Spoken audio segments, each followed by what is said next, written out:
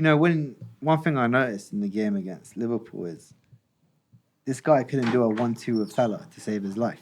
Yeah, man. Like they're trying to do the pass and move, but the pass isn't coming back. Yeah, definitely understanding hasn't been built up there. I think some Liverpool fans, they took it for granted. He actually had that understanding with Szoboszlai quite well. But according to Liverpool fans, Szoboszlai is just a guy that runs. Really? Is that what they're saying? Yeah. I don't know that. I always thought the guy was quite good, to be fair. But I mean, I like him as well. Even if he doesn't get too much G&A, I quite like what he gives to the team. Yeah, not everything's G&A.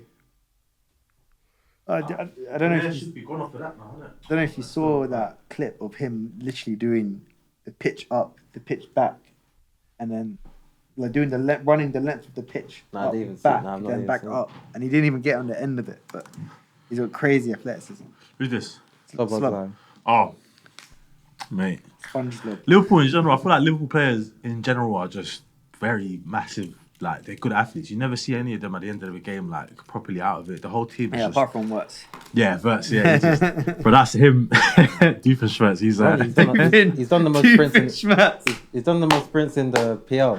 Hey, I saw that. They called him marathon runner. You see it? Oh, yeah. They brought up stats. They've been doing that. Bro, they brought up stats, yeah, and they said most sprints, most runs into the final third, all running stats. Oh, I was like, yeah, they're trying to kill my man. But, but anyways, bro. Fuck it, man. We're all ready to go then, yeah? Yeah, bro. Yeah. Sweet. Hello and welcome back to another episode of the Shin Pad. I'm not ill this week, so thank God, alhamdulillah, bruv. Yeah? But I'm here this week again. Unfortunately, we have a severe, how do we say this, casualty. It might even be a fatality at this point. Tell me, he is not here with us again. Did I just dox him? That's not his real name, guys. We'll cut that out. That's not his real name, guys. Yeah, his name is... Forget about all of that. Anyways, he's not here. But we do have Will, as always. And we've got my boy off-cam, Busy. It's cracking. And special guest of the season. Yeah, exactly. First special guest. We're going to be having quite a lot more. Will told me next week that he plans on inviting William Gallas on, so we'll see if he can bring on that promise. If you have number 10 available, I think we'll come on. We can make it happen. It is very possible. But yeah, man. What you man been saying, man? Pretty dross weekend of football in general. What did you think of it, Will? I think the worst week we've seen so far. Yeah. Probably a few dramatic moments. But we did have maybe the star game of the week deliver, I say, as expected. But outside of that, there was not a lot. It wasn't great, to be fair. There's a couple games we might skip over. I'm playing. We won't skip over any games, but there'll be some that are going to be a lot shorter than others, and that's for sure. But before we get into this weekend's action, lads, what's in your shin pad? Will, I know you've always got something. Today you've got a gripe, apparently.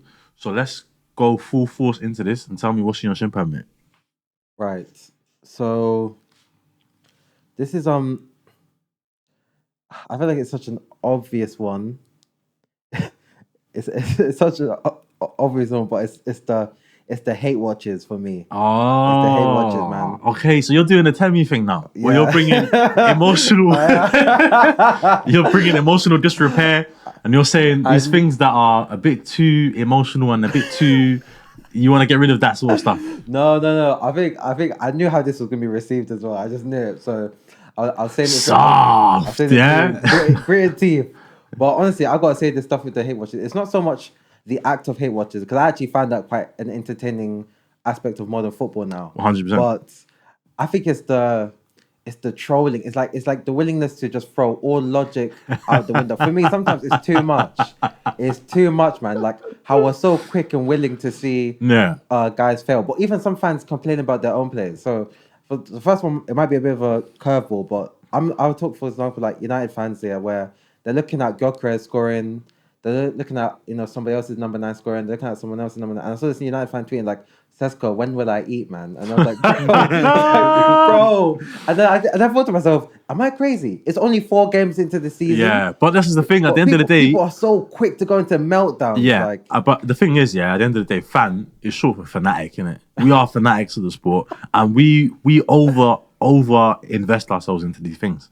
So when certain things happen in the game, the reactions are always going to be over the top. That's the way it is. And I love that because it brings a level of entertainment that you won't find in other places where people don't have this much investment into their hobby. Do you know what I mean? It's true. You don't find that necessary. Yeah, you don't find that level of involvement in any other maybe area of your life. Yeah, because football fandom is truly its own world. It's special, man. It is. Yeah. Especially on social media, it's an even different. It's a different ball game actually. I think so many fans who their version of supporting is literally attending games. So much older generation. There's a new account. Don't know, but some of them, they get involved in well. But I think even some of the older people, the younger people, everyone goes into meltdown so quickly. Yeah, no, I hear it. It's definitely a sustained argument. Like I understand it for sure, but again, it's one of those things where it's like, listen, at the end of the day, everyone gets it.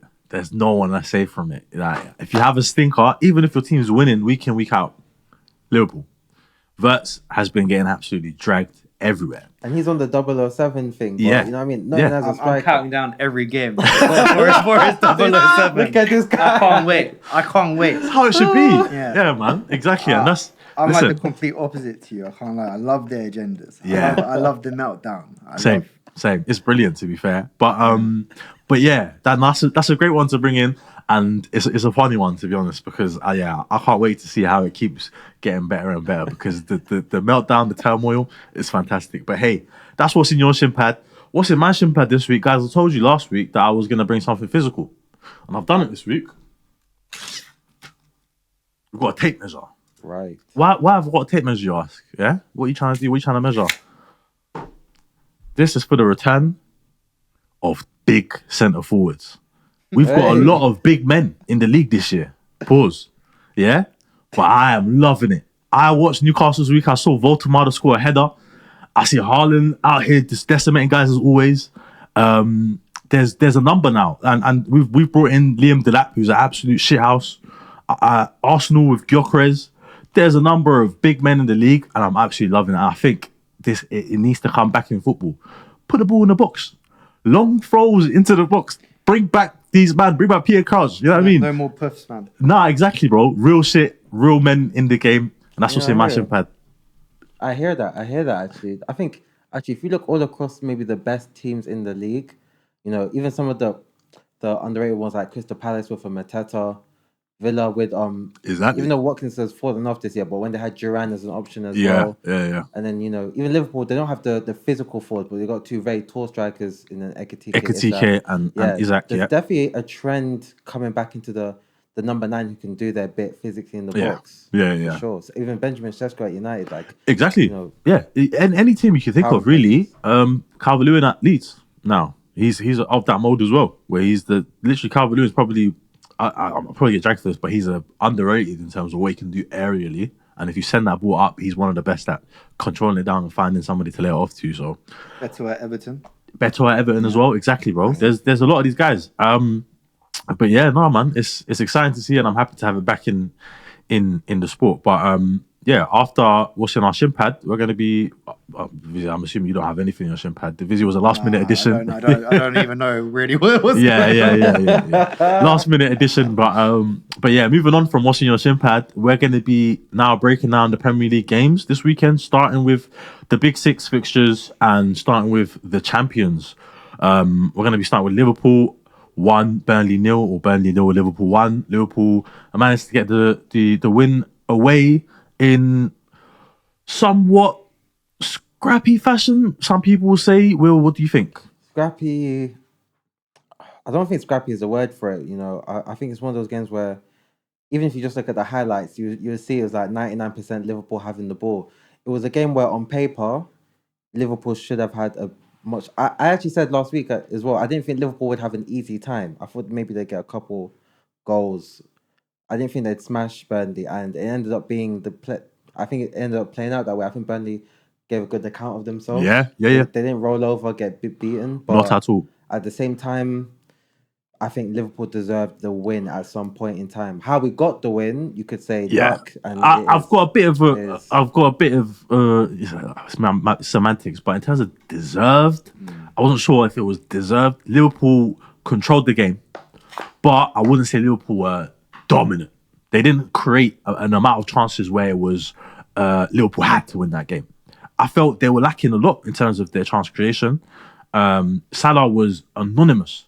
He was literally anonymous until that last minute penalty. I feel like in the first half, you didn't feel like Liverpool were creating a flurry of chances. They were creating chances, but it wasn't to the point where, you know, when you're playing against a team like Burnley, you create those half chances, but it wasn't where it was like, wow, Liverpool should have put that away. I didn't have any where I was like, okay, that should have been a goal.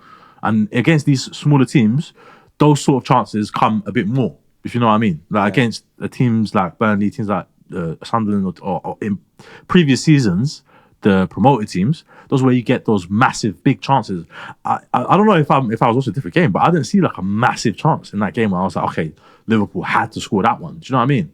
And when you're playing against a team like Burnley, I feel like those chances come a bit more. So, not taking away anything from Burnley, by the way. I thought Burnley came with a clear plan, and they set up in a very, very tight, rigid way to frustrate Liverpool and to hit them on a counter using the pace of Anthony and the quality of Josh Cullen on the ball, who was very, very impressive again in this game. But I felt Liverpool, they're not looking at their brilliant best where they're automatic. Every game coming in, it's like, okay, they're gonna roll these guys over. They were again. What did I use earlier? They controlled the game, but they weren't overly dominant in the way that you'd expect them to be.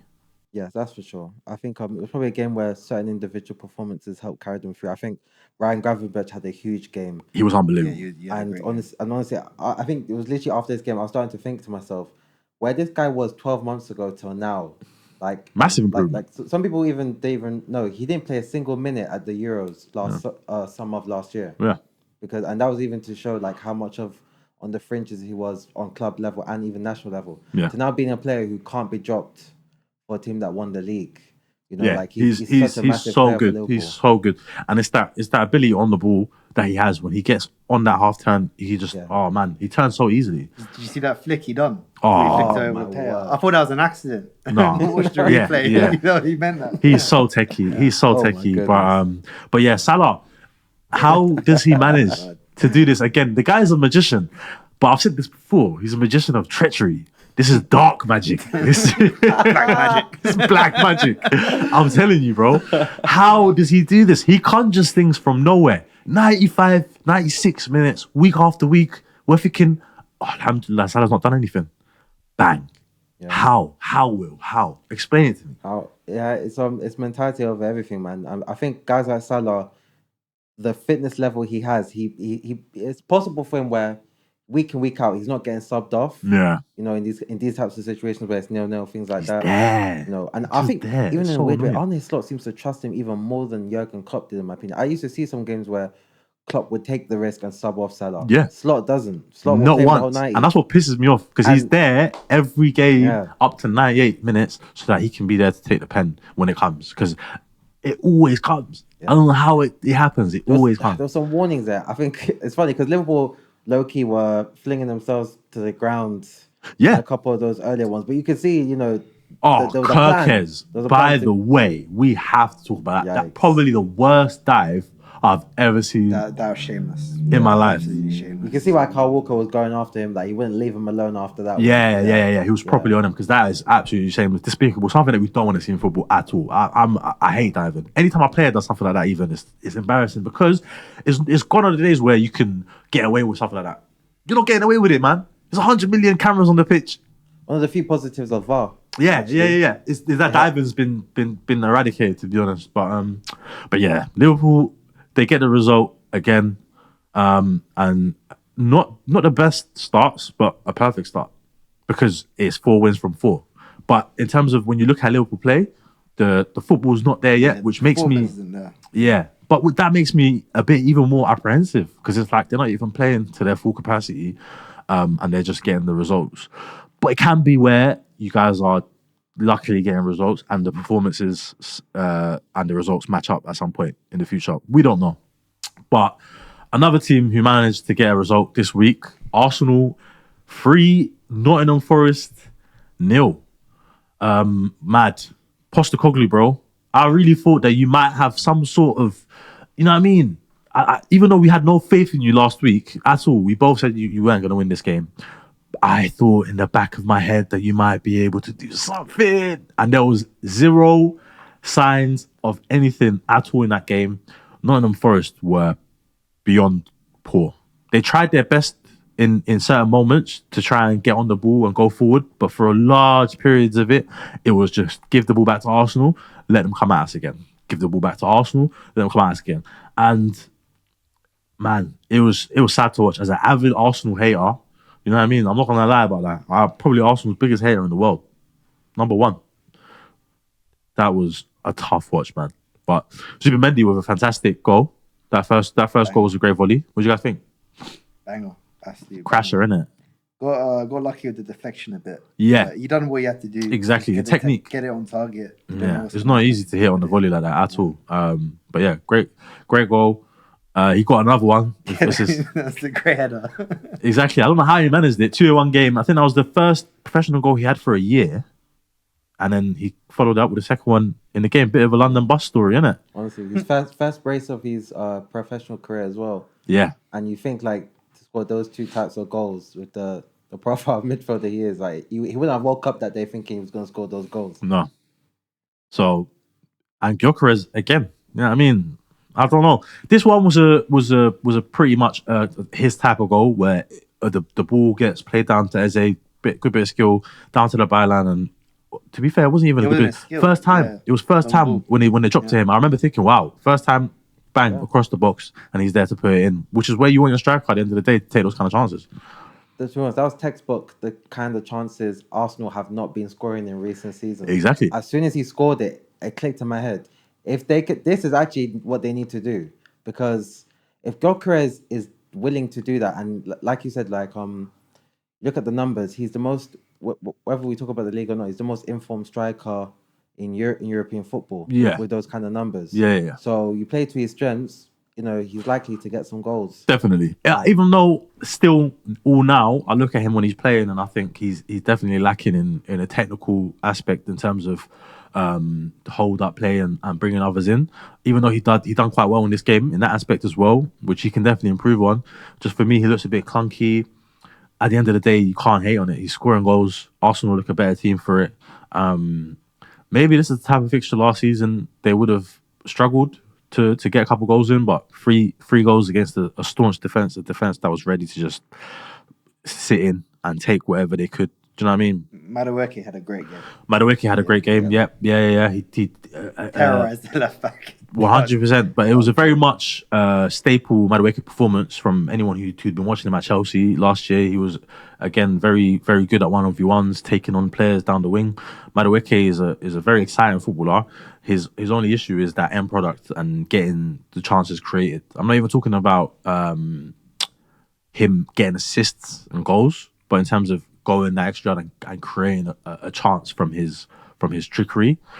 He created quite a few chances last game, but that was all from set pieces. Well, I think he created one in open play, a bit more open play chance creation there, and he can be a fantastic player for Arsenal 100%. But I just think he lacks in that last action. And it's something that we saw a lot last year at Chelsea, very frustrating. Maybe a different environment's changing it. Who knows? It's what everyone's trying to go with, the agenda everyone's trying to go with. That, you know what I mean? Chelsea players that leave Chelsea go to Arsenal become 10 times better. But the stats in the end usually show that it's much of a muchness, very much similar to what he was at Chelsea. But is what it is. What do you think of Madueke? I've been impressed by what I saw of him in. This is the thing. I don't want to over-exaggerate. I liked his performance in the Nottingham Forest game. I think against Liverpool, he looked like one of Arsenal's best players in that game. But I didn't think any Arsenal player particularly played well in that game. Exactly. So and that's why it was a bit inflated. Yeah. Exactly. But this one, I don't feel like he was inflated. I felt like he was one of the proper best performers in that game. What I will give Madueke his credit for is obviously he did his thing playing for England in the international day as well. So now I'm just wondering, is this the form that he's willing to bring into the new season, or is it a purple patch situation? Because this time last year, you know, he was sending certain messages on his Instagram story. Yeah, scoring hat-tricks. And then, you know, he goes there and does the business as well. Nobody can say anything about him. No. But then after that, I didn't see any kind of performance anywhere near that level again. Exactly. For the rest of the season. And that's the consistency that he lacks. Exactly. And we've seen it at Chelsea for a number of seasons. But, Honestly, as a football profile, I really like him, but yeah, we'll see how it goes. But another player that really impressed me in this game, last talking point in this game before we move on, Elliot Anderson, man. Wow. Even though they had barely any parts of the ball, whenever he got on it, the guy is so secure technically on the ball, the way he can fizz in a pass, trying to get late runs into the box, and defensively, man, Forest, I don't know how they managed to get him from Newcastle, but that deal there, wow, man, that's going to go down as one of the... And it seemed a bit inflated at first. They got him for 40 mil, I think it was. And it seemed a bit much for Eddie Anderson. Was that much? It was, I think, around 40 mil. And that's why I was a bit as well. But he is showing to be worth every penny at the minute, man. He's so good. I know it didn't reflect in the scoreline this game, but yeah, played really well. But a game that I really don't want to get into, but I feel like I have to get into, another London derby for Chelsea. Another draw, Brentford 2, Chelsea 2. Damn, man. Damn, this was a game that we had to win. There's no other way about it. I'm not gonna sit here and say that managing to get a point or something like that from this is anywhere good. If we wanted to stay in and amongst it and be chasing or even potentially leading that pack of teams, we had to win that game. And that's the type of game that Arsenal win. It's the type of game that Liverpool win. And with us not winning that's really hurt where my estimations for where I think the team can end. It's not the end of the world. I don't think it's the end of the world, but it taught me a lot of things about the team. And with those things that I've learned, it means that we're not going to be able to do what I thought was possible earlier parts of the season. We were missing Palmer. We were missing Esteval. We were missing Liam Delap. Colwell's not there. Not excuses. Should never be excuses. But we could see that we really missed those players. Maresca decided to make 4 changes from our previous game. He started Jarrell Hatto at left back, and he started Fofana at right back. If you know anything, what was with that formation? If you know anything about those two players, man? This is what Maresca. This is why a lot of people, when they say, "Look, I'm not sure why you're so harsh on Maresca. He's done this, he's done this, he's done this." I say, look, the quality of our squad is so high to the point where I believe most competent managers will be able to do the basic things in terms of getting top 4 last season and winning the Conference League. I had that before the season started as something we had to get done. We had to finish in the Champions League spots and we had to get into the Conference League. Not because of the way we was playing previously, but because of the quality that we had in our squad. When you've got players like Caicedo and Palmer, you have to be able to get results against these type of teams. I alluded to this previously. I did say the Club World Cup was like turning Chelsea's seasons on its sixpence, because I was also of that opinion as well. Yeah. By far the best team in the Conference League. Yeah. The way you were destroying teams in the group stages, I kept tabs on it with your fringe players. I was like, yeah, you got to win that. Exactly. Yeah. But then finishing top 4 again, I think with the squad you had, even it being the case of you didn't even have to be top 4, you could be in top 5. Yeah. I think top 5 Chelsea with the squad you had, despite how it was the previous season, regardless of that, I feel like it's a different team. Yeah. You should. But the Club World Cup turned everything around. And that's the thing with football. Football's become such a narrative-driven sport. 100%. You played the best team in the world. And we absolutely demolished them. I know you never fail to remind me, but it's the truth. Yeah. The way you played against them, nobody was able to do that to exactly. And it gave you this clout where, to be honest, the development of your team is not quite there. No, it's not That's quite what I'm trying to say. But the development of the team isn't quite there because the coach and his tactical ideas aren't quite there. And he does things in game where it's like, okay, cool. With this, what I was explaining, Fofana on the right and Hatto on the left, those are two guys, although they can play in those wide areas, with Hatto, he's more so a fullback, but he's a centre-back who can play as a fullback. A bit like a Hincapié at Exactly. Arsenal. But when he does play fullback, he's not the fullback who comes into the middle of the pitch. He's a fullback who kind of holds width and bombs on and creates those attacking areas from the wide areas, right? For some reason, Maresca thought he looked at Hatto and he said, you know what? I'm going to invert you. And he had Fofana playing at fullback. Wesley Fofana, who's got 2 inverted knees, yeah? And maybe that's why Maresca loves playing him so much, because his fucking knees are inverted. He loves inversion so much. You know what I mean? The guy can't be in any sort of high intensity runs for a match. And you're playing him against a team who are going to put that ball behind you. They don't care. They're going to go long and they're going to put it behind you. And he was struggling the whole game because he's not been in... Mate, when was the last time he's had a run of 15, 20 games? It's been 3 years or something. Yeah. Come on, man. You've got Reece James there who's fit and ready to go. He's played 2 back-to-back games for England and was fit for us. He's been fit for us for how many months now? On the bench. Your captain. You came on and yet again changed the game from half-time. It's so obvious. It's so glaringly obvious. And then on top of that, I thought Buonanotte had a great first half. He took him out at half-time when I don't think he needed to take out Buonanotte. And then he brought in Tariq George, played Tariq George up top, who's not a striker. I've got so many things wrong with this game that I could get into, but I don't want to keep going on and on like that. But if we go for... it's poor. Yeah, I think it was a game where, to be fair, to get back into it, where at that point, at the point of Caicedo taking that shot, to be honest with you, the way he controlled it, I just knew, that's flying. Yeah. But did Chelsea deserve the lead up until that point, in your opinion? No. We did not deserve to be in the lead at all, which is why I was like, in my head, I was like, you know what, I feel sick that we're winning this, but please, let's hold on to this. Because no matter what, at the end of the day, 6 months' time, we're not going to care how we won against Brentford away. It's just the fact that those 3 points are there on the board. So I was hoping, praying. And I had a feeling as well. I was like, you know what, we can do this. We can see this result out. We've done it before these last couple of seasons, especially towards the latter end of last year, where we could just hold on to the ball, pass it sideways like we usually do in the first half of almost every game. Yeah, where we've got zero urgency and we just pass sideways and backwards for 45 minutes. Why can't we do it when we're winning? It baffles me so much, bro. Like, we're winning the game, just relax the ball, calm down, put your foot on it, pass it sideways and do that bullshit that you love to do. But no, of course not. And you can see the throw-in very late in the game and the setup for the throw-in.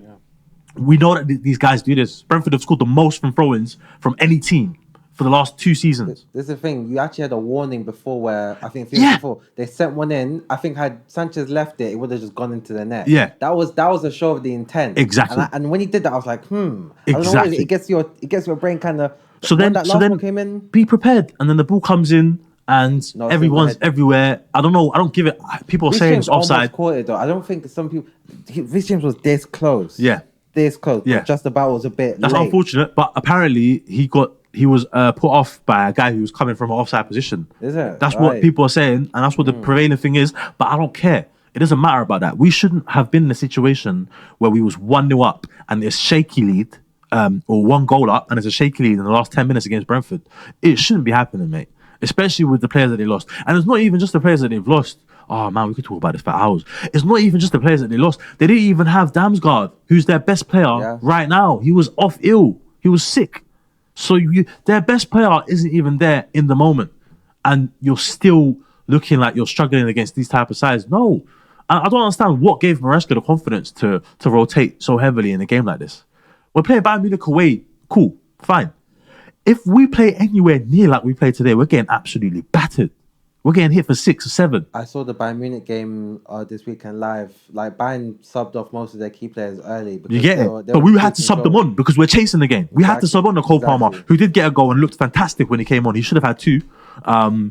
But again, we've had to sub these players on. So going into that Bayern game, I'm not as confident at all now. So I don't know where it leaves us going forward, but I am not happy, man. I'm not happy at all with Maresca.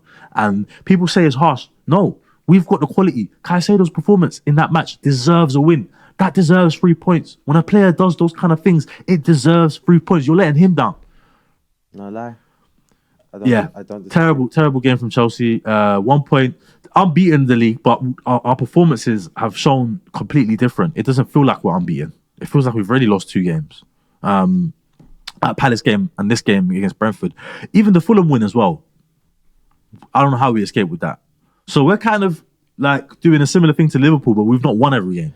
If we'd won every game, I'd be totally happy with that. I'd be like, I don't care. But you're dropping points this early to these kind of opposition.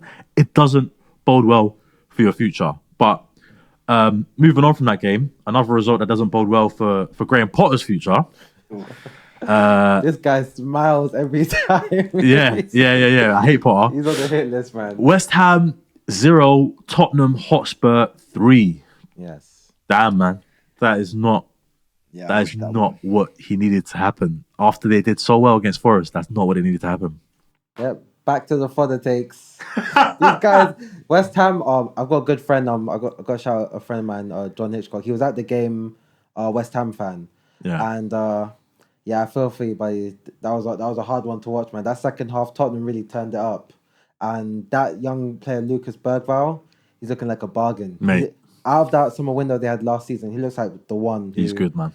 And I've had the pleasure of watching him play a couple of times in the Europa League as well last season as well. Just got the chance. I was like, yeah, this guy really looks like the level of talent that he looked like with those. He had like amazing highlight reels when he was playing in Sweden. Yeah. With his team, and he looks ready. He looks ready to make a difference and push for a starting spot. He looks good. Who else in this game that really impressed me? I think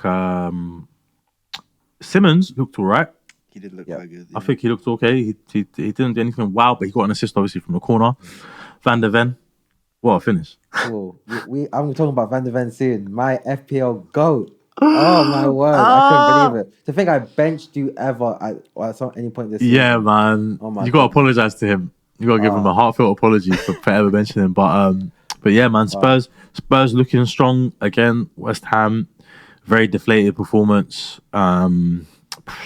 Get rid of him. Killed him. Huh? The red card killed them. The red card did. Yeah, the red card really did kill them. It was deserved red as well. Oh my god, I was actually gonna forget about that. Wow, what was Souček thinking? Honestly, it was you don't get too many of those in football where you see the player's face, he knows. Yeah, he knows he fucked it. He just knows. I just made a mistake, man. He just knows. Yeah. To be fair, we had that twice this weekend with Medjbury, Hannibal Medjbury. When he handballed it, he was just like, "What did I do?" I was like, "Bruv, shut up, man. You Wasio. We had 1 minute. You sat away 1 minute." Oh, the head loss just because of him. Oh man, I love it. But yeah, moving into our next game, another 3-0. Manchester City 3, Manchester United 0. We've got our resident United fan. Vizzy will get into it in a second, but Man City, they why are you laughing? I think I was joking. Oh man, yeah, man. Man City, after a couple of disappointing results, man, they looked like a lot of the sentiment from a lot of Man United. I'm not saying Vizzy, but a lot of Man United fans before the game was, we've done this guys in last season. We can probably do it again. They've lost their last couple games. It was looking a bit shaky. But I think last week I sat here and I was telling you, Haaland, he looked so sharp. And I had a feeling he could get a hat-trick. He didn't get a hat-trick. He got a brace. And he could have had a hat-trick quite easily. Yes. Did you catch the game? What did you think of it? Extremely easy. I even actually wanted to go a bit off board. There was someone in our TikTok comment section who kind of tore us into one for predicting that United were going to get battered. Really? It was Spurs. Bring him up. Yeah. Gully Mully too, man. Gully Mully too. Hey. We're on to you, mate. We're on to you. Keep commenting. We like it, but we're on to you, mate.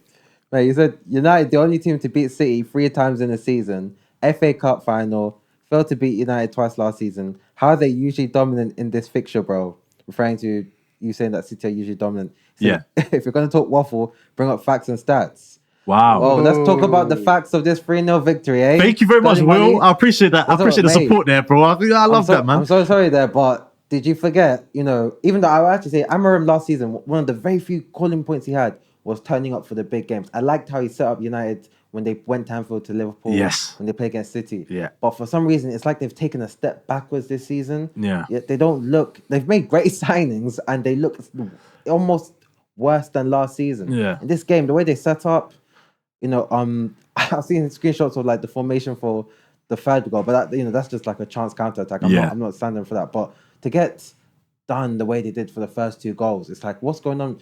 It felt like a negative formation. Yeah. And still get beat 3-0. I just don't know what he's doing. I don't know. What did you think, Vizzy? Yeah, it was just too easy for him. We made it way too easy for him. I think the first 2 goals were, the first 2 goals completely self-inflicted. One was off a throw-in. The other one, we had the ball outside of their box. Luke Shaw lost it. City, and he had a terrible game, by the way. Yeah, Shaw, he cannot handle these big games. He's never been able. What do you think it is then that Amarim loves using him in that left centre back slot? Because I feel like you need someone who's a bit more physical. He would prefer to have Martinez there. Yeah, he'd rather have Martinez who can break the lines. Yeah, he wants that centre back to be able to pass. And Luke Shaw does have that passing. He doesn't have anything else. No, he can't defend. He has nothing else. When it comes to actual defending, he's lost. He's like a lost puppy. He's scared. Haaland's bullied him every time. Yeah. Every time we played City, Haaland's had the better of him. Yeah, Haaland and Foden are now starting to become quite the 1-2 punch against United. They've scored. It's been like that. It's been like that. Four consecutive, not consecutive, but in 4 separate games, they've both combined to score in that game against United. So have that for stats, mate. What's his name? Gully Mully. Not gonna say nothing, but yeah, very very good performance of City. But I still don't think they're at 100%. It was more us being bad than them being good. Yeah. I don't think they're at 100%. They could have had a couple more in the game. Another City side, I think, puts this United side to the sword. I think if this was a City of the treble winning season, this could be a 6-7 type of game. But City in this match, they still seemed a little bit reserved, a little bit like they weren't 100% ready to play. Foden looked decent. He got the goal, which I think helped how he played after that. I think he was pretty bad outside of that, actually. Exactly. A couple switches. Yeah, they didn't come off. Yeah. It was close to being a funny game, this one. It was close to being a Looney Tunes, you know what I mean, type of game where there's balls going everywhere, misplaced passes, guys running into each other. You got to say, like, on another day, I'm looking at some of the chances that City missed where the obvious one is the Haaland one, honestly. But I was screaming at my TV, bro. Even Tierney Rangers when he went through on goal. And that's Haaland, off a Haaland assist. Yeah. And then, you know what I mean? But then Mbeumo, yikes, man. The one in the first half, one in the second half, either one could have changed the game. Yeah. Either one. But that That's shows... what they got Donnarumma for. Exactly. Going into my main point of this game, Donnarumma looked unbelievable. That save from that from the volley of Mbeumo, I think 95% of the other goalkeepers in the league probably that gets away from them. He got down so quick. Such a strong hand as well. It's not even just about... He's massive, bro. He's huge. Yeah. He doesn't even have to dive. No, it's unbelievable. And he looked really good that game. I know with the passing aspect and things like that, that might come into look. But at the end of the day, goalkeepers, I've always said this, save the shots first, bruv. I don't care if you can pass like a midfielder, I could care less. Save the shots. Because if you're passing like a midfielder, you do all of that 100% pass accuracy, everything's fantastic, yeah, cool. But if you face one shot and you let it in, you've done your job wrong. You've not done your job. Do you know what I mean? So goalkeepers... Yeah, hard to argue with that. Yeah, man. But yeah, City, 3 points. Do you think they can still be in the title? I still think they're in the title race. I do look at who the guys are going to be fighting them for the title. I think Arsenal definitely look like they're going to be in the mix. I'm still not a fan of some of the tactics Arsenal have, but they'll be in the mix for sure. They have the experience now. Yeah. And with Liverpool, not clicked yet, but you know, Alexander Isak coming to that team. That's the team that's... And you've won every game. So they're gonna look different very soon. Yeah. So I think City, they show me enough that they're gonna be fine. It's just the Spurs game just look like a blip, but Spurs always have their number. That's why it's so hard to gauge how teams are this early into the season. Yeah, I don't know which ones are purple patches or which ones are really showing. Yeah, really a bit of a larger sample size, but obviously that will just come with time. But yeah, getting into our outside of the top 6 fixtures or the big 6 fixtures, I think we covered them all now. The next best game, in my opinion, was Bournemouth 2, Brighton 1. And I think this game could probably best be described as the Semenyo show. The guy has gone up another level this season. I think he has literally taken a lot of the things that he was not great at last season in terms of he would always be in the positions, but his last pass or the or his finish wasn't there. This year, it seems like he's struggling to do much wrong. Like, the guy is putting things away. And what impressed me this game was his creativity. It wasn't just his lethality in front of goal, because he had a couple chances that he didn't put away. But he created that one chance for Alex Scott, who got a goal, wasn't it? Yeah. Yep. That screamer, by the way. He absolutely crashed that into the goal. Good work from Semenyo before that to bring the ball down, lay it off, and get the assist for that goal. And for the second goal, Evanilson wins a penalty. And I'm thinking, Evanilson's going to take this. He's their pen taker. Semenyo stood over it with the ball in his hand. I'm thinking he's doing that. You know that new tactic where the ball taker holds onto the ball, take off the pressure from the pen taker. Woke nonsense, by the way. Yeah, if you're a pen taker, I love that. Nah, I think it's very flowery, shall we say. It is extremely like, bro, if you're the pen taker, you're the man. Grab the ball, put it down and take the pen, bro. I've never seen Reece James holding the ball for Cole Palmer when he's taking the pen. I'm a huge fan of that. Honestly, even Sunday League level, I think I should be seeing that. I'm not even joking. Nonsense. So what happens now? What happens now if the guy's holding onto the ball for bare long, trying to put the pressure off of you, and then you miss the pen? I mean, hey, God loves a try, man. I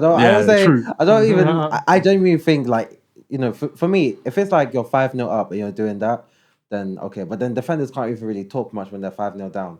But I think 1-1 in the Premier League level, you have to, man. Every little advantage. That's why 3 episodes ago when Temi talked about he wasn't a fan of the penalty reading thing on the bottles for goalkeepers. I was thinking, no, I think you need every single advantage possible. So that's why I'm always for that. No, I agree with that, but it's not. I don't know. I don't think it's proven to gain any sort of advantage. I don't know. It's just my own sort of thing in the back of my head that I have with that. But Brighton, they didn't look at their best this game. I feel like Brighton are missing something this season. I feel like something big just missing from them. I don't know if it's the João Pedro. They haven't addressed losing him because that's a massive player to lose. But they just don't. This kind of game, I feel like they'd give a bit more trouble to a team like Bournemouth. Bournemouth seemed very comfortable throughout the whole thing, which obviously I do extremely rate Iraola. I think he's a fantastic coach, and I think he's one of the best coaches in the Premier League. But yeah, Brighton. I think with Brighton, I feel like their best players aren't performing. I think maybe I don't know if everyone's noticed it, but Carlos Baleba does not look the same so far this season. No, and I think it is again. It probably does have to do with the fact that United came calling, and do you know what I mean? He didn't get his move. So that is probably, bro, footballers are players at the end of the day, man. Do you know what I mean? Footballers are players. Of course they're bloody players. They're people, I meant to say. Bloody hell. Footballers are players. I was going wrong with it, though. I'm not gonna... Yeah, what? Come on, man. But they're people, and I think we forget that, like, when things don't go your way in life, or you really expect something to happen, it doesn't happen, it can have a massive effect on the way you perform in many things. And he's currently on like 12k a week, I think. Yeah. He was looking at that United contract. 120k. My life's about to change. Oh my! That's insane. But yeah, man, they couldn't get anywhere close to Bournemouth. I think Bournemouth was such a great outfit. But yeah, moving into our next 2 games, we're gonna do them both together in one. Yeah, bloody hell! Crystal Palace 0, Sunderland 0. I don't know what do we talk about, boys? Yeah, I didn't even watch that one. I got nothing to say. Crystal Palace defense yet again. Yeah. I think gotta say shout out one of their players, Richards. Chris Richards is so good, man.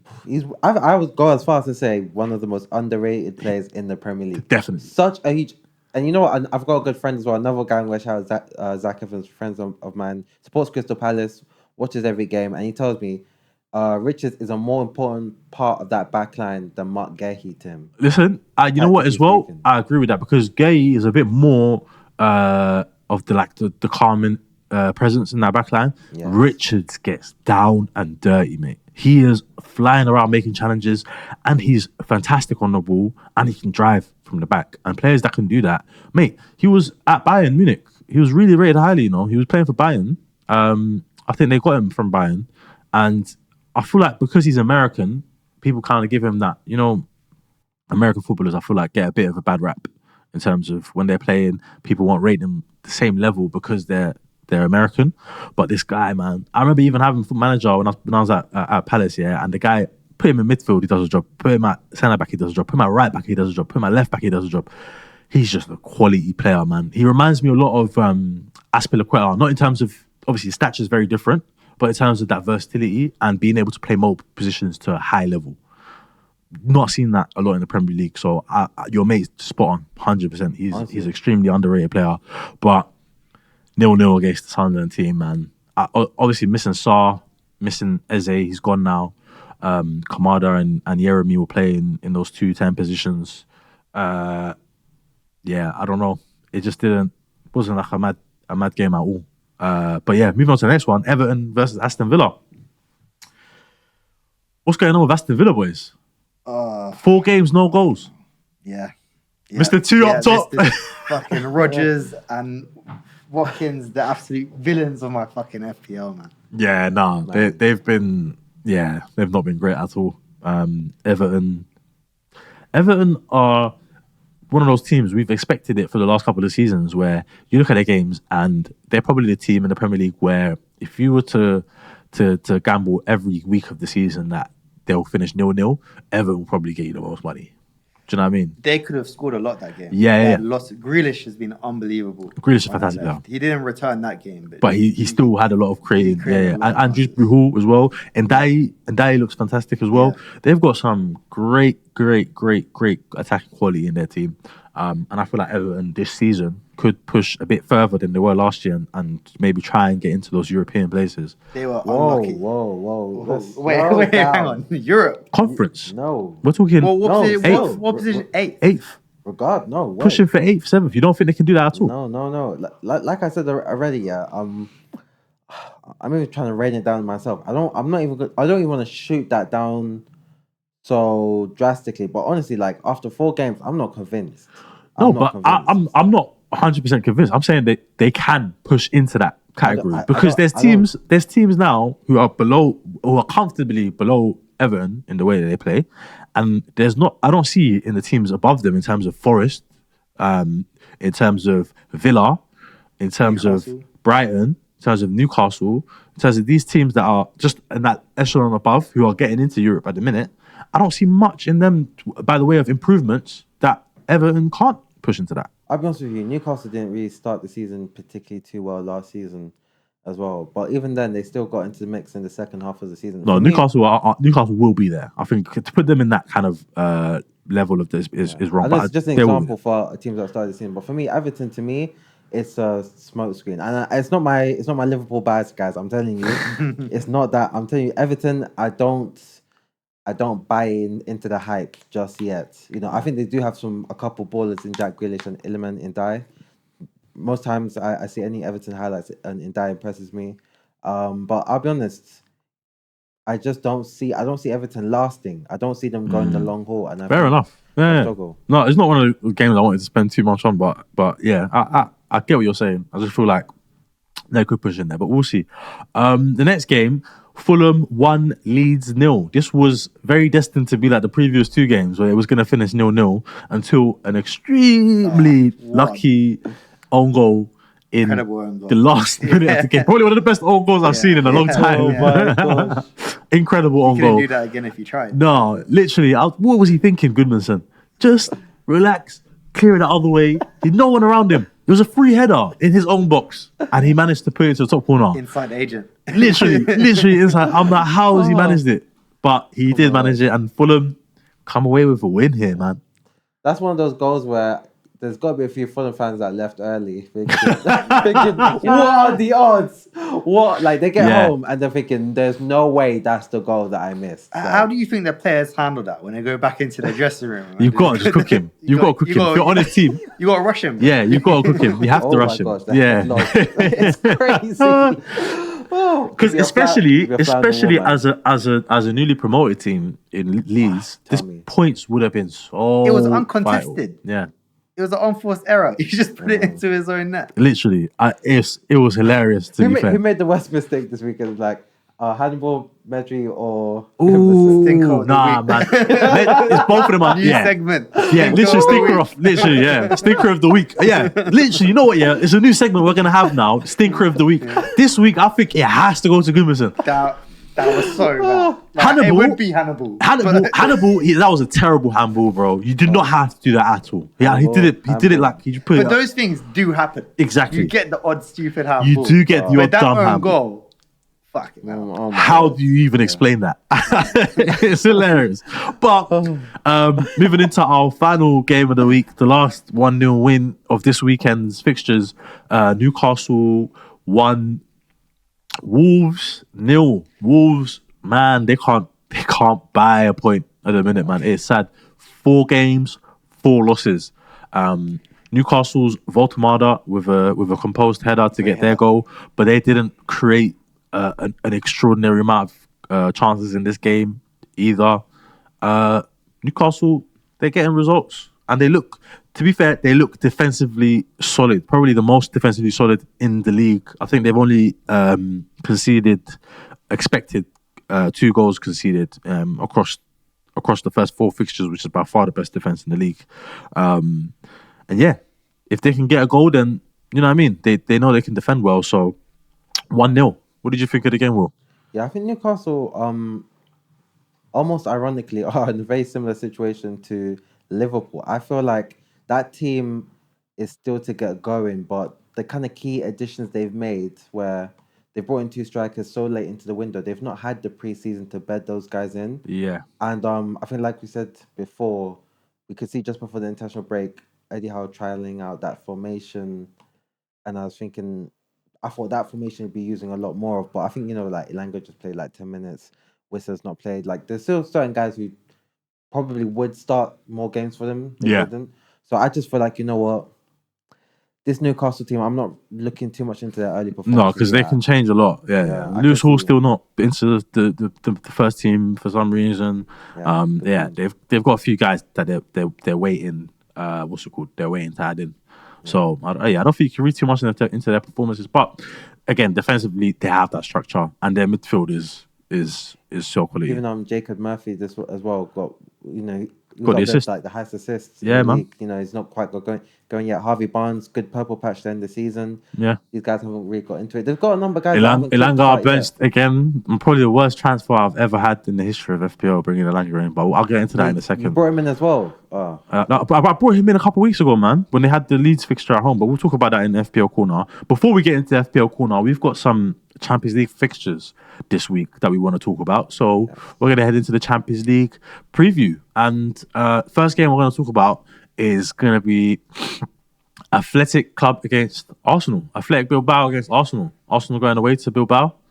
What do you guys reckon of that tie?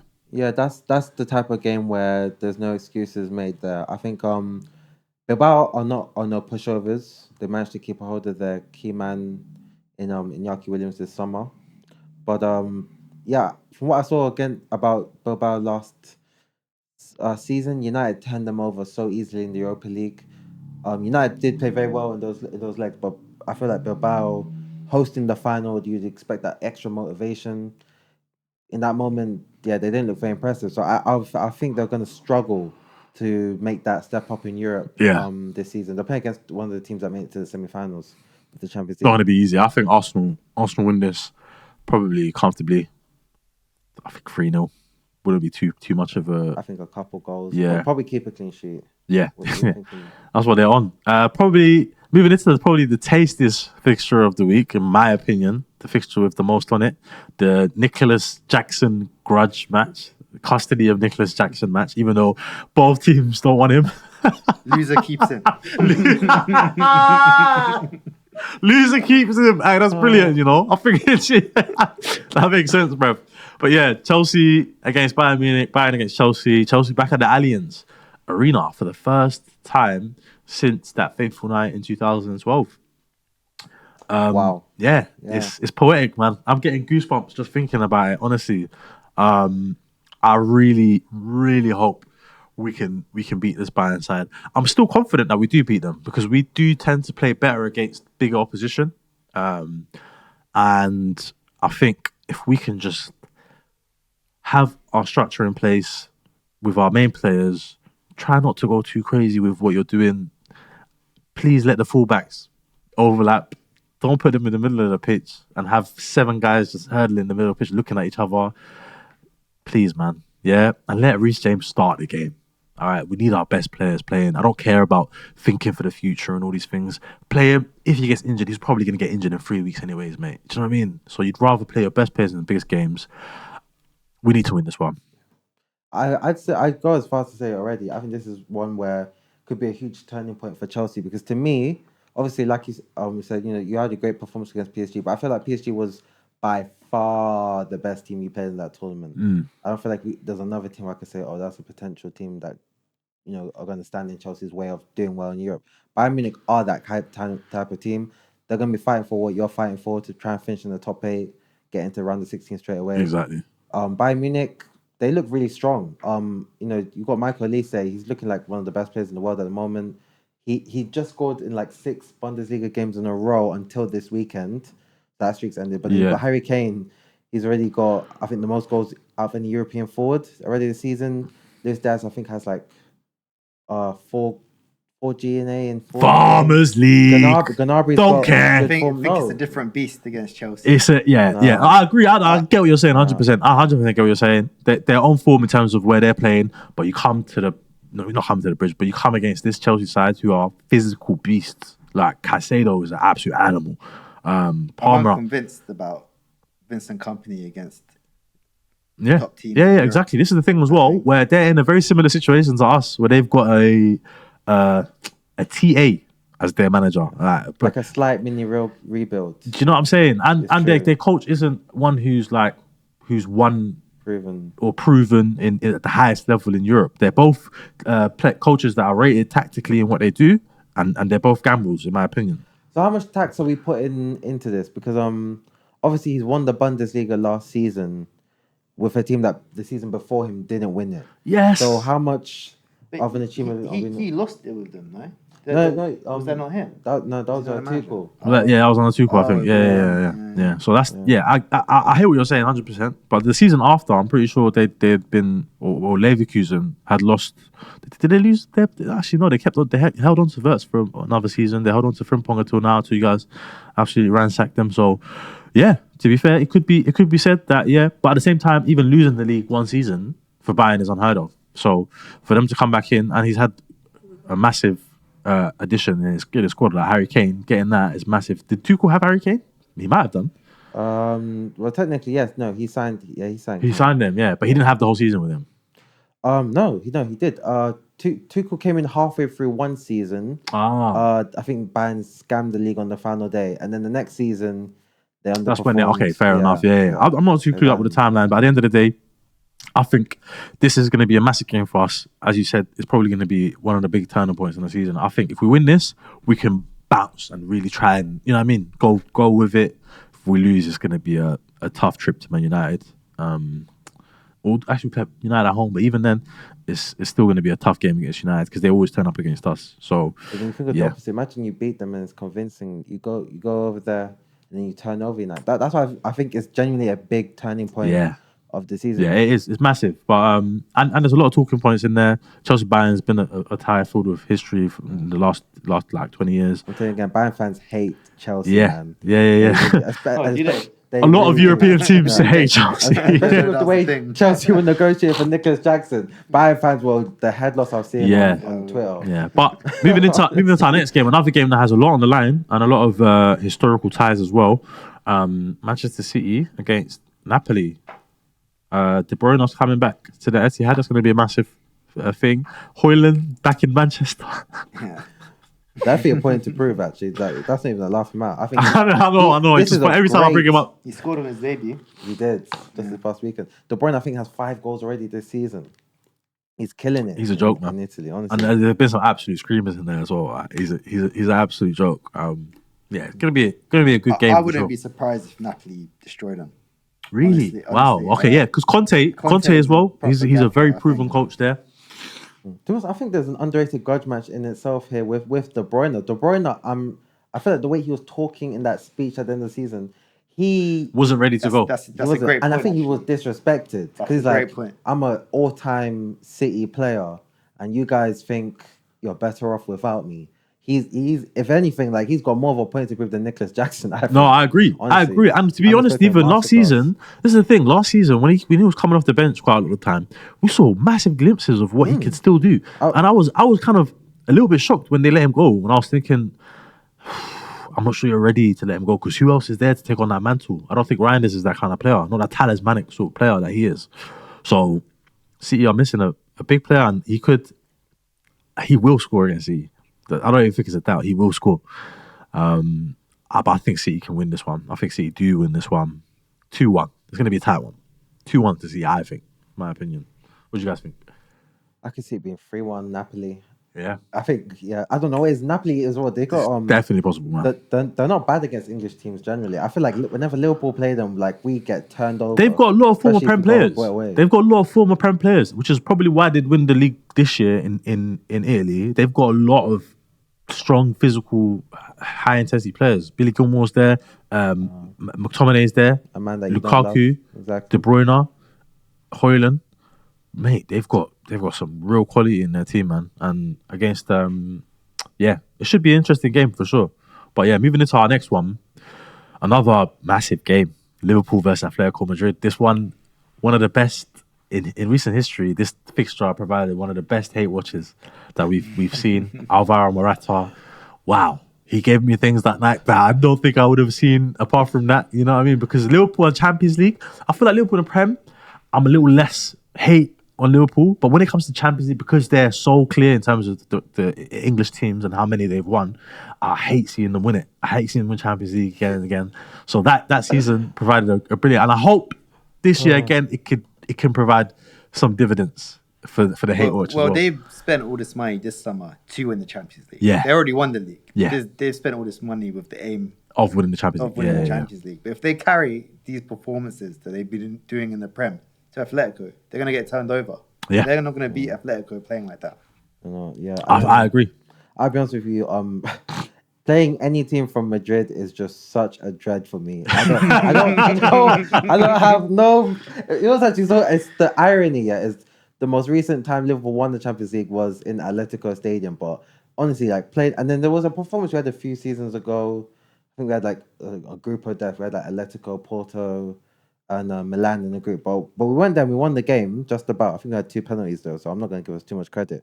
But yeah, just playing against Simeone's terrorism ball, I hate watching it. Yeah. And he you know, here and there he'll get the better of us as well. So, but those games were against Jurgen Klopp actually. So Arne Slot, I give him a lot of credit. He doesn't play Jurgen Klopp style football. So I'm very keen to see what he has in store. But I don't see us winning. Listen, it's going to be if we get a draw, you'd be happy. Fair enough. Yeah. It's going to be a very interesting game. I think Anfield is a massive advantage for you guys. So, in my opinion, it's going to be low scoring.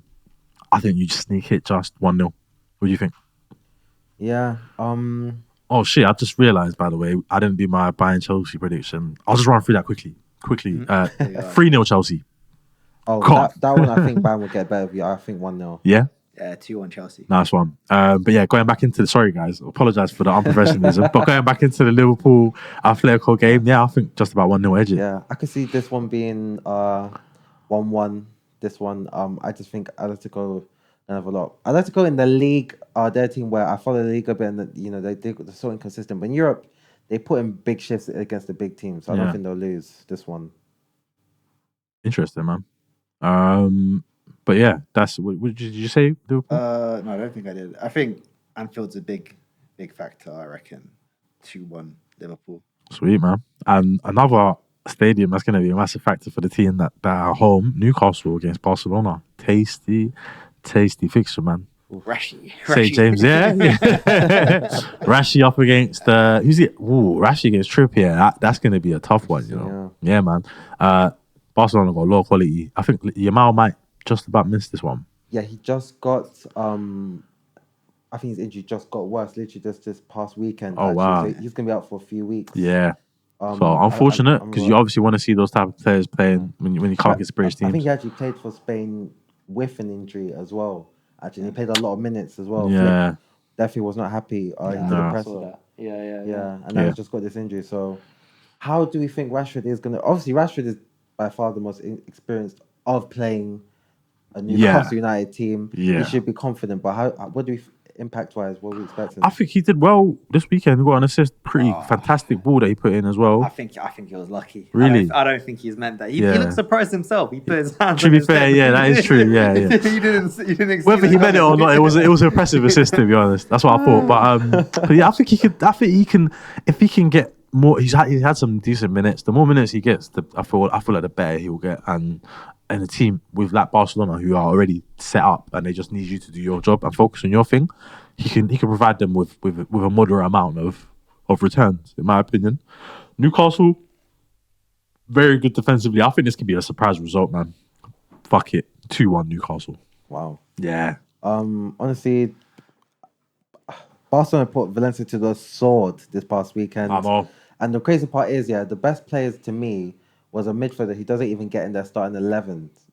Firmin Lopez. I mean, we were linked with him heavily, and I really wanted him. I think we should have got that deal over the line. If actually, to be honest, it was one of those rare ones where it looked like Chelsea offered everything they could have, but just it was that boyhood loyalty to his club. Yeah. So I think that was always going to be really tough for you to get over the line, honestly. But he would have been fantastic profile to have in that inside 10 off the left position for us. He's so good technically. 1,000%. Yeah, he's so good. Addition. But I think Barca will get the better of Newcastle, actually. Yeah. Even without Yamal, honestly, they're so deep. Rafinha as well, brilliant performance off the bench against Valencia. So I'm thinking if he starts, actually, literally, if Rafinha starts, they beat Newcastle. Fair enough. I'm going to say. Actually, quite convincingly. Go on. 3-0. Sweet. What about you, Vizzy? What do you think? Yeah, I reckon Barca are going to hammer him. I think Rashford stinker, but Barca will still hammer them. I'll go with 3-0 as well. Nice. Yeah, no, I don't know, man. I think maybe it's my tune connection. I'm just like, you know what? I want to see them do it. But moving to our final Champions League English team fixture, I guess. Tottenham against Villarreal. This one should be an interesting one, to be fair. Villarreal, good side, the Yellow Submarine. They've won many Europa Leagues. They've been there in Europe. They've been there challenging teams. I feel like Spurs against this type of team usually come away with less than 3 points. It'll be a draw or a loss for Spurs, in my opinion. This type of outfit specifically, I feel like the average teams in Europe, Spurs will struggle against the most. I don't know what it is. Every time they come up against teams that are just, you know what I mean, those average teams in Europe, that the top teams in Europe, Spurs usually have a much better game against, even though they'll lose most of the time. These little middle teams, they don't have that sort of authority you'd expect the top team to have over these sort of teams. What do you guys think of the game? To be honest, I like the way that Thomas Frank has been setting them up this season. Another one where I'm trying to gauge if they had a blip against Bournemouth or if that was just a game where they got turned over because they're not quite ready. I'm a bit more 50-50 as to how much they've progressed. But to be honest, for what I've seen, a better team than last season. But Thomas Frank hasn't coached in the Champions League before, and I'm always a big advocate of experience always tells in the Champions League. Yeah. So I don't expect Tottenham to win the game comfortably, but I do think they're a better team than Villarreal, and I don't think Villarreal have enough to stop them. They just lost a couple of their best players as well. Yeah. Alex Baena, I think, went to Atletico. Yeah, very true, yeah. The Jeremy Pino deadline day, I doubt they would have got a replacement in for him. No, deadline day to Palace, yeah. So, honestly, I expect them to struggle. 1-0 loss. Possibly 2-1 loss. That's as far as Yeah, fair enough. I think Villarreal can steal it. I say 2-1 to Villarreal. On a random one. I'll go 2-0 to Tottenham. I really like what I see. Tottenham this season. No, they look solid. To be honest. But yeah, that's it for us. Looking forward to the Champions League fixtures. I hope you guys have enjoyed so far. If you're still watching at this moment in time, please make sure you subscribe. It means a lot to us. Subscribe, like, share if you can. And yeah, going into our last segment of the episode, the FPL Corner. Will, what does your FPL team look like this week, man? I know, obviously, I started very shakily. You come into the group chat saying, damn, Abs, you're on 42 at the minute, man. Hopefully, Haaland can do something in this fixture. Man. I was like, mate, I've got faith in the big man. I'm actually going to pat myself on the back. I've been doing some oracle calls this past week. Yeah, you've been fantastic. Honestly, I thought, even though you did make the prediction, like, you expected Haaland hat-trick. He got a brace, should have had a hat-trick, but I did have a feeling like, Haaland this game, even just the second half alone, you'll be fine. But looking in our league, we're a bit short, We want some more people to join the league. We've got 4 people. Yeah. Shout Sadil. I think he's the only other one of Yeah. Shout out for real. Yeah. But everyone did pretty well. I'm looking at Temi's score. He's got 66. Yeah. Quite close to us. So you and I were actually pretty close. Yeah. But I think this was my best game week this season. Even though I got more points in game week 2, but just the fact that I had so many more players return. Where I had like Xhaka and Cash get returns, but they were on my bench. I was fuming after Saturday. Yeah. I started him. Elanga was my one transfer I brought in. Got 1 point. He played 10 points. Oh, if you'd spoken to me about that, I would have told you do not bring that guy in. I didn't because he played in international duty, but I didn't know he didn't play the week before with. I had the whole thing here. Don't you remember? Basically, when Cole Palmer got injured, I wasn't gonna sell Cole Palmer. Last minute, I came home and I was like, you know what? Yeah, Palmer's price is gonna go down. I'm gonna just switch him and then bring him back whenever. Yeah. So I went from Palmer to Elanga for a -4 because I'd already done a transfer that week. Went to Palmer to Elanga -4. Elanga gets benched straight away. So I'm like, you know what? Yeah, I'm tired of this guy. Whatever, and it is what it is. The next week, I'm like, I don't know if he's going to get benched or not, but I'll start him. This is Wolves this week. Start him again this week, benched again. I can't wait to get him out of my team. I cannot wait to get him out because it does not seem like he's in Eddie Howe's short-term plans at all. But yeah, we'll go through our teams anyways.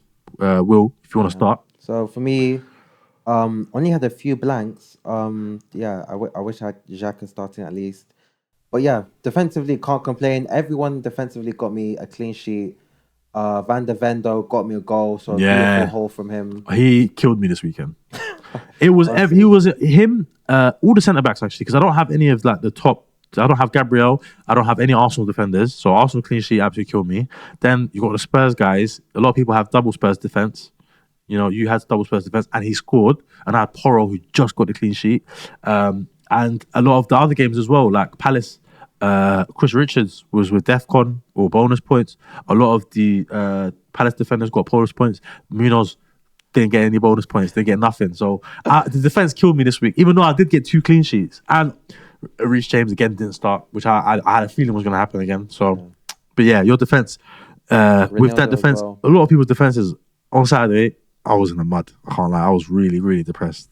But yeah, going through the rest of your team. Yeah, I had Victor Gyökeres.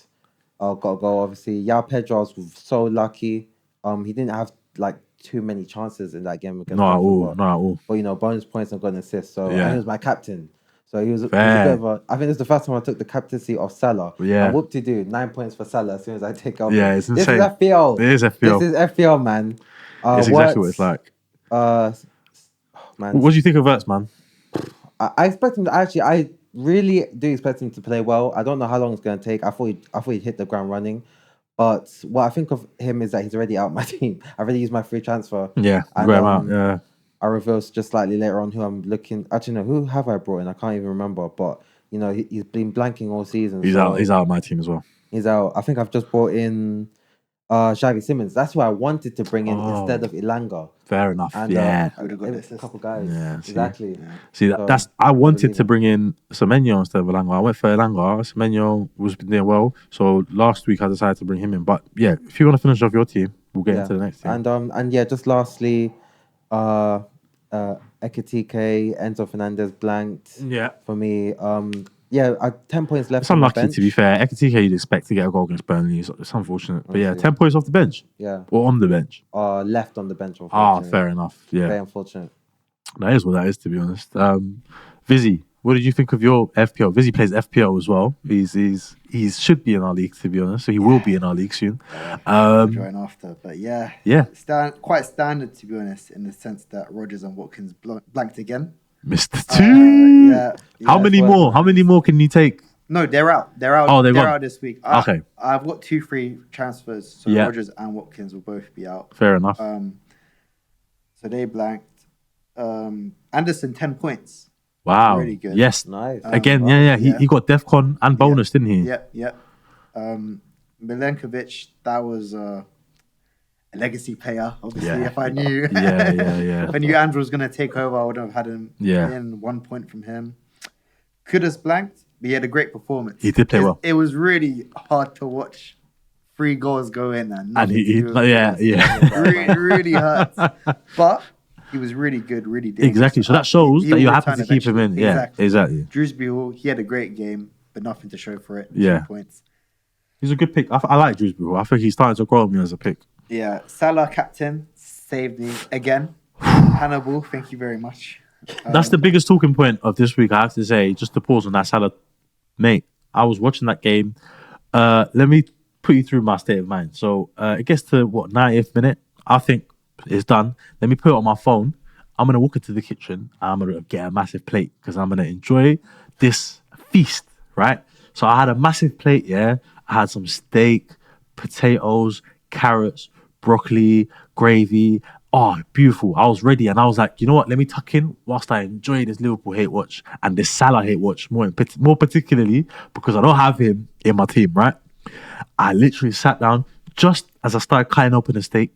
I see Hannibal's face on my screen doing this. My brother, I hear him upstairs screaming, Penalty! Yes! Because he's Captain Salah, obviously, isn't it? I'm like, oh, everything dropped. I lost my appetite. I sat there and I watched. I'm not even joking. My food got cold, yeah? And I was there just depressed, bro. But he's done it again. Oh, it's the worst thing, the worst feeling ever. But damn it, bro. I don't have him at all. So even if he scores, let alone not captaining him, because everybody has him and captains him. So whatever he does is going to half my rank, basically. So unfortunate. But yeah, I'm happy for you.